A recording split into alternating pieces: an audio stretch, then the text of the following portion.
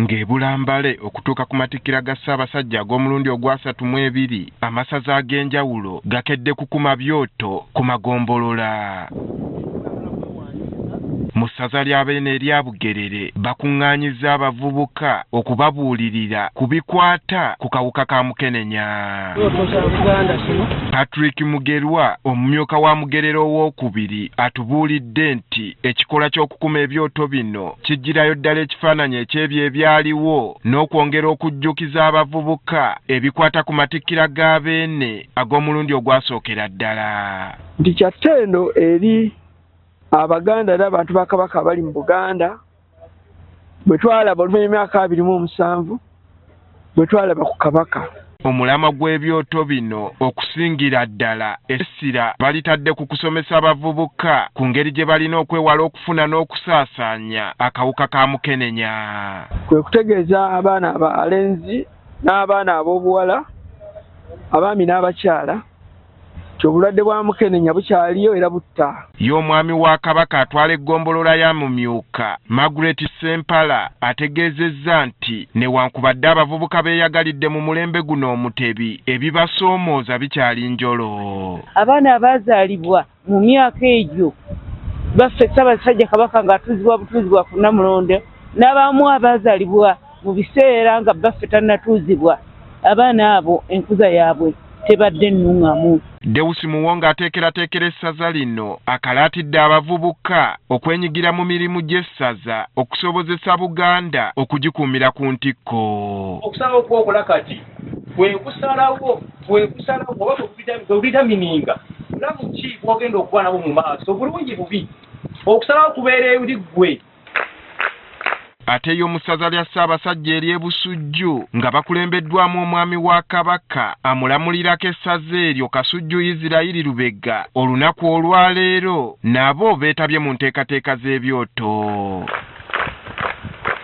Ekyoto kino kitegekeddwa mu ggombolola y'e Malangala.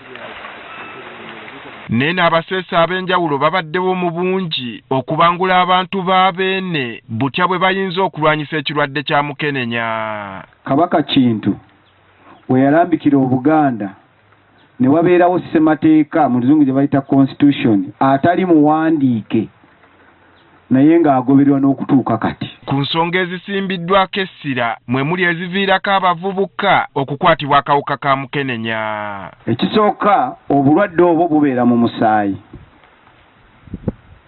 buyitira mu kubeera nga omusaayi gwegasse ogumu gulina ne gugenda mu gutakola ki mu gutalina ne gufuna. Ekirala kubeera kwegadanga era byonna mubimanyi bulungi. Pulidde mu byogera. Abeetabye ku kyoto omuli n'emigigi emito basomeseddwa ku nsonga y'okulwanyisa ekirwadde kya Mukenenya. N'olwekyo mmwe ng'abaana abato ensonga enkulu yakwekuuma. Kasujja Israel Lubega abaana abatannaba kutuuka myaka egikkirizibwa okwegatta abakuutidde okubeera abagumiikiriza era ekiseera bwe kituukanga basooke kwekebeza nga tebannaba kwetaba mu bikolwa by'okwegatta. Kale n'olwekyo bw'obanga oyagala okubeera omulamu okweyagaza bazadde bo naawe okubeera obulungi mu nsi buli kimu kirina ekiseera kyakyo. Ekyo kitabo kya Mubuulize ssuula 3. Nebaza Kasujja olw'ebigambo byatugambye ngenda kukugembera ku mpaka w'ennaana. Bano nga bali wamu n'abaana b'amasomero basoose kukola bulungi bwansi mu bitundu by'eno eby'enjawulo.